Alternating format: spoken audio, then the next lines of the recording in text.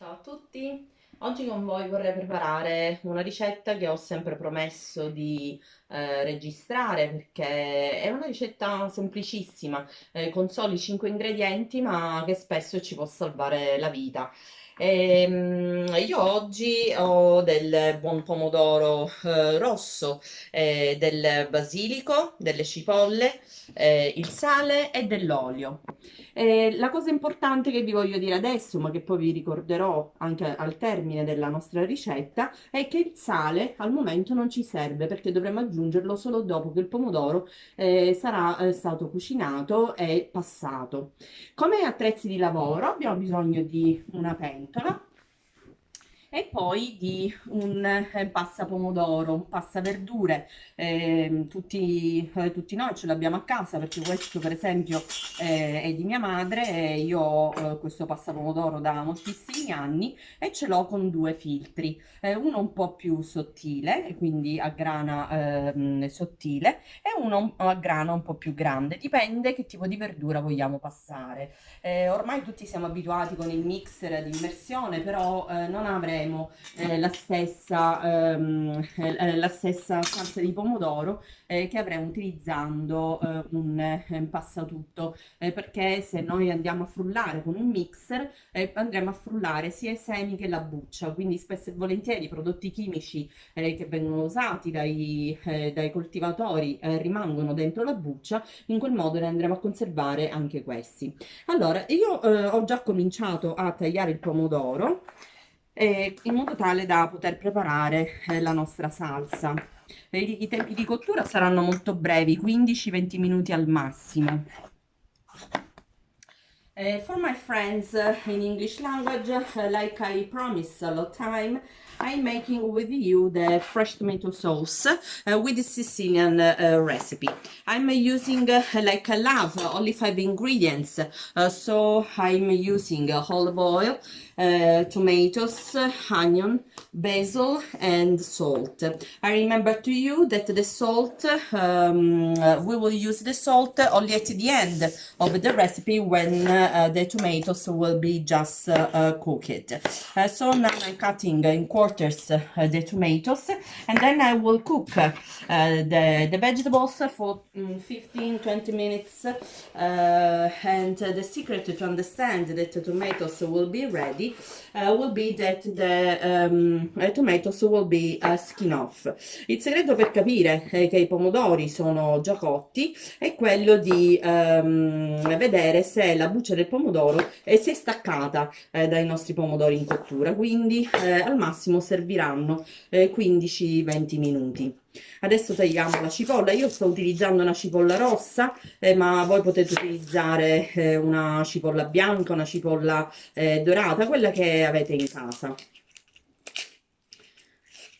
È una cipolla che ha un odore molto forte, infatti quando la volete utilizzare per le vostre insalate, io vi consiglio, come mi diceva sempre la nonna, di metterla a bagno con un po' di sale grosso e di strizzarla, di ripetere questa operazione qualche volta, almeno 2 o 3 volte, strizzarla bene in modo tale che perda tutti i succhi che sono fastidiosi e che poi magari potrebbero renderla pesante e non digeribile.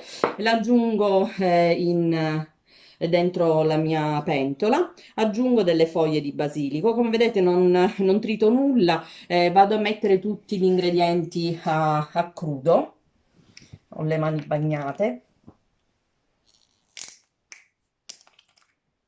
aggiungo qualche cucchiaio d'olio, semplicemente per non far bruciare l'olio in cottura. Adesso vado a mettere in cottura il nostro pomodoro per 15 minuti circa e poi vi mostrerò come passare la salsa ottenuta e come conservarla poi dentro i nostri barattoli per l'inverno.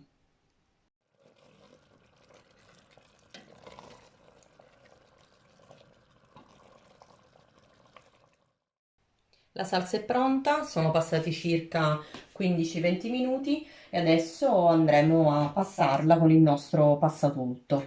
The sauce is just ready. I cook it for 15 minutes, and now that the tomatoes is skin off, I'm making the sauce using this food meal. It's a very simple tool that everybody here in Sicily we have inside our kitchen, and it's very simple to find in everywhere.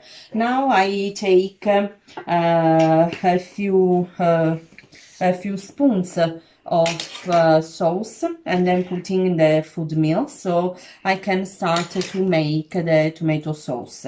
In this time you need to boil it, the jars where you would like preserve your sauce for the winter, and then I will show to you in which way we can preserve. Facendo questa operazione di girare il pomodoro nel passaverdure, noi stiamo prendendo prima tutta l'acqua del pomodoro che va sotto nella nostra pentola, e mentre qui proprio nel filtro del passatutto rimane la polpa. Quindi per questo motivo dobbiamo passare il pomodoro finché qui sopra non resterà soltanto la buccia. Questa è un'operazione molto importante anche di capire quando dobbiamo fermarci di passare la salsa di pomodoro, altrimenti andremo a gettare via tutta la polpa di pomodoro, che è la parte più dolce e più buona. È un'operazione noiosa, ormai ci sono molti passapomodoro elettrici e che possiamo utilizzare, però diciamo che questo è quello più tradizionale per noi siciliani, che non temiamo di passare chili e chili di pomodoro da poter conservare poi per l'inverno. Come vedete ormai i 2 mestoli di pomodoro che avevo inserito nel passatutto si stanno riducendo a un paio di cucchiai di bucce e di fibre, appunto, che sono le bucce del pomodoro e quelle della cipolla e i semini. In questo modo non avrete una salsa di pomodoro che avrà all'interno i semini, che sono anche fastidiosi da trovare, ma semplicemente la polpa. Adesso andiamo a fare la prova per capire se noi abbiamo preso tutto dal nostro pomodoro. Quindi andiamo a sollevare un attimo il filtro, andiamo a prendere tutta la nostra polpa di pomodoro e la mettiamo insieme all'altro sugo. Vi ricordo che io ancora non ho inserito il sale nella nostra preparazione. Adesso vado nuovamente a ripassare un'altra volta il pomodoro. In questo modo andrò a capire se ho ricavato tutta la polpa oppure no. Ok, vado nuovamente a vedere se c'è qualcosa. Come vedete è rimasto proprio pochissimo, quindi vado a prendere anche questa polpa e la vado ad inserire. Adesso dobbiamo, guardate che è bella questa salsa di pomodoro, è molto densa, non ha semini, non ha bucce, e quindi è perfetta da poter mangiare in ogni momento. Adesso è il momento di aggiungere il sale. Se il pomodoro è molto dolce, per contrastare il dolce in cucina bisogna aggiungere un ingrediente salato, e quindi noi usiamo del sale siciliano. Adesso vorrei mostrarvi come poter conservare la salsa di pomodoro nei barattoli. Io ho bollito precedentemente il nostro barattolo, quindi adesso che abbiamo la salsa di pomodoro ben calda, ovviamente per i tempi di ripresa non sarà tutto bollente, ma voi dovete bollire il barattolo, prenderlo dall'acqua bollente, ribollire la salsa in modo tale che sia ben calda, per poi metterla nel barattolo. Quindi mettiamo la salsa nel barattolo, fino quasi al bordo. Questo è un modo per conservare la salsa in modo molto veloce. Se non volete poi bollire il vasetto nuovamente, avete il forno a microonde a casa, io non lo uso, ma se voi lo utilizzate spesso, potete far bollire la salsa dentro il vasetto, poi aggiungere dell'olio di oliva per sigillare meglio la salsa di pomodoro, chiudere il coperchio e poi girarla. Già in questo modo avete un barattolo che andrà che potrà essere messo in dispensa senza molti problemi. Però se volete essere ancora più sicuri di aver protetto la vostra salsa di pomodoro e poi per poterla ritrovare dopo alcuni mesi in ottima condizione come questa, dovete andare a bollire il vasetto per 20 minuti e poi lasciarlo nell'acqua